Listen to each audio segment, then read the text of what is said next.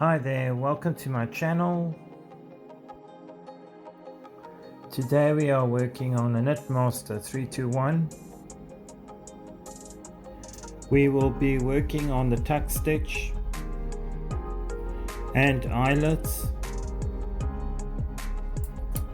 The needle selection will be 3x3 basically, so the actual eyelets will be working on 3 stitches and the tuck stitches will be working on top of the eyelets. 3 needles will be placed into holding position and 3 needles will be in working position. With the 3 needles in working position, you transfer the center needle and you take one of the center stitches and you move it to the left. This will be the start to creating your eyelet.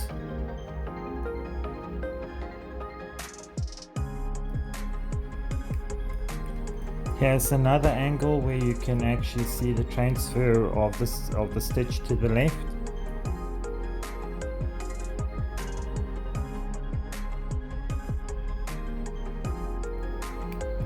I had the camera very much in front of me, so I was going quite slowly with the stitching.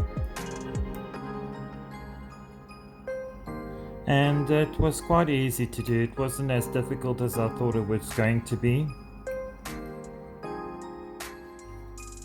Here's the transfer of the single stitch. Here's where you change your yarn color.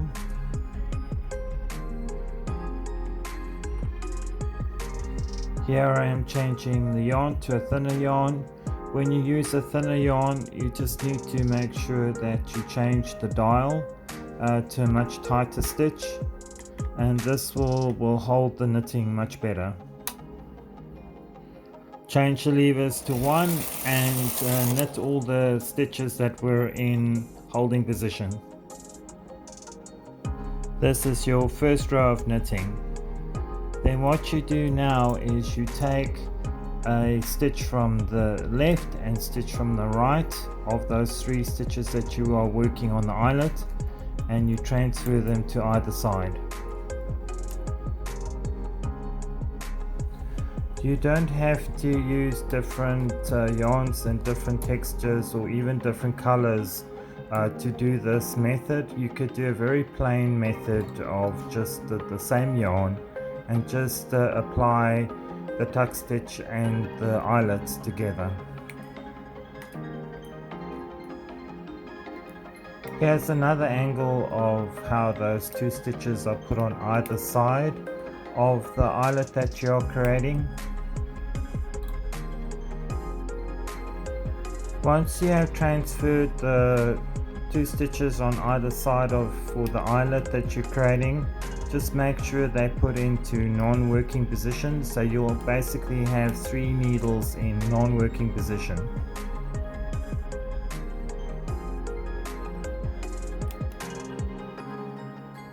Here I'm pushing the 3 working needles forward. Just make sure your front lever is on 2 so that it can just catch these working needles.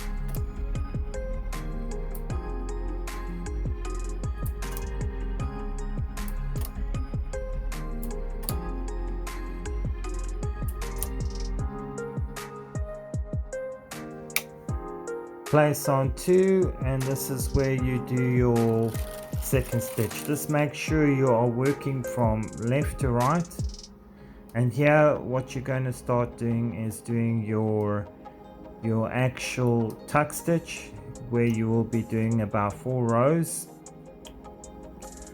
Place the front levers to 1. Bring your stitch dial up to 7. I've been working on 7 and working on 5, and I'll be using a different color here for the tuck stitch, and you do 4 rows to create your tuck stitch. This is your tuck stitch. Then you change your yarn again to the normal yarn, your base yarn that you started out with. You bring the needles that you had working in non-working position and you bring them forward so you can work with them. The only needles you won't be working with is those needles that were in the tuck, but then you press down on 2 and then you bring all those needles into working.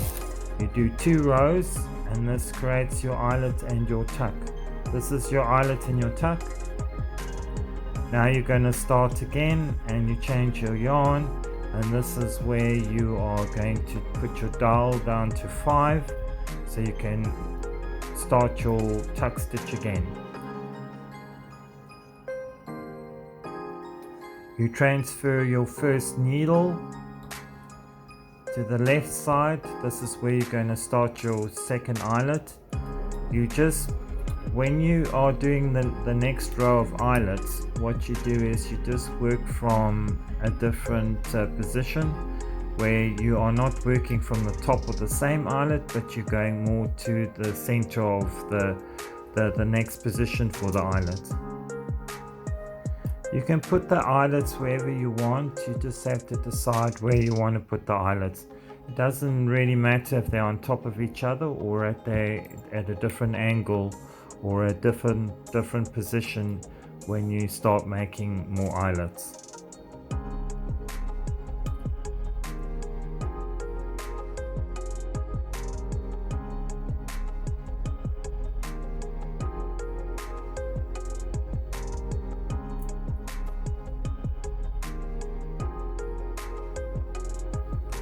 These are the needles I'm just showing that will be in working position.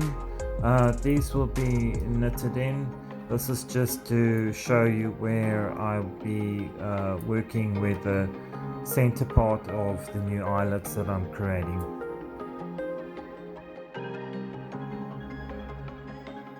Place front levers onto 2.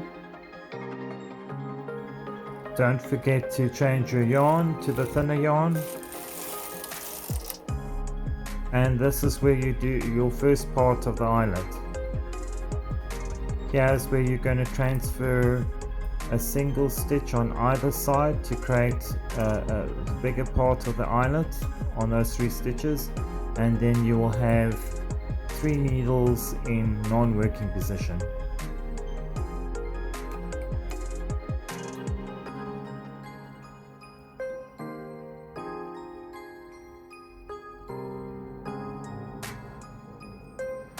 As I have said before, you don't have to use a lot of different yarns. You can use the same yarn. You don't have to use different colors. You could do the same yarn, use the same yarn you're using for knitting, and just create the eyelets and the tuck stitch. I have just used the count of 3 to create this method. It's really quite easier if you just do very easy count, as it makes it easier to think about how you position your eyelets and also how the knitting's going to look like. You can do much bigger eyelets if you want, and also you can use a variety of different yarns. Here is the second row of creating the eyelets. Here's the center needle that you'll be creating the tuck stitch with. Make sure it's in holding position. Change your yarn to another color.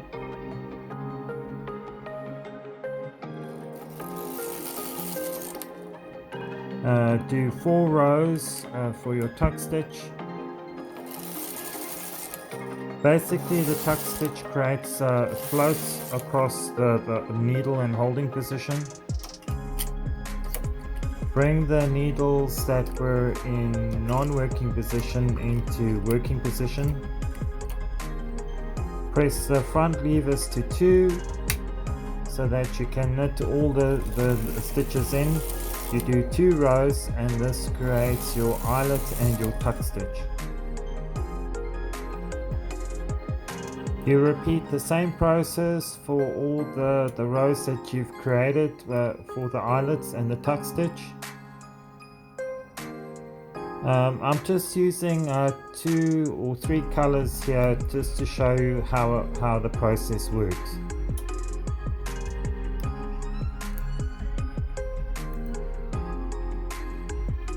As this is just a sample, you don't have to aim for perfection. It's just a case of learning how the process works. And the best thing to do is, if you're going to do an actual garment with this or a scarf or something, just practice till it makes perfect. Here I am just showing you how the tuck stitch looks on the needles, so you just need to focus on where the tuck stitch goes. And here's me knitting some more rows, and this is the finished thing.